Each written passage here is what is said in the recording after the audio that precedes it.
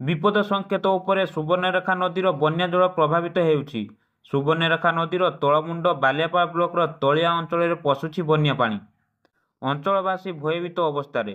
ତେବେ ସୂଚନାରୁ ପ୍ରକାଶ, ସୁବର୍ଣ୍ଣରେଖା ନଦୀର ଉପରମୁଣ୍ଡ ଝାଡ଼ଖଣ୍ଡରେ ଲଗାଣ ବର୍ଷା ଫଳରେ ଗାଲୁଡିହି ଡ୍ୟାମ୍ରୁ ସୁବର୍ଣ୍ଣରେଖା ନଦୀକୁ ପାଣି ଛଡ଼ାଯାଇଛି।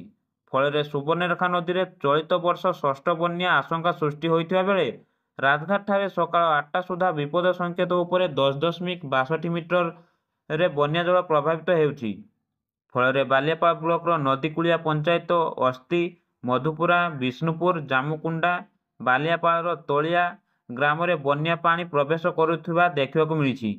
ତେବେ ରାଜଘାଟଠାରେ ସୁବର୍ଣ୍ଣରେଖା ନଦୀର ସତର୍କ ସୂଚନା 9.46 ମିଟର ରହିଥିବା ବେଳେ ବିପଦ ସଂକେତ 10.36 ମିଟର ରହିଛି।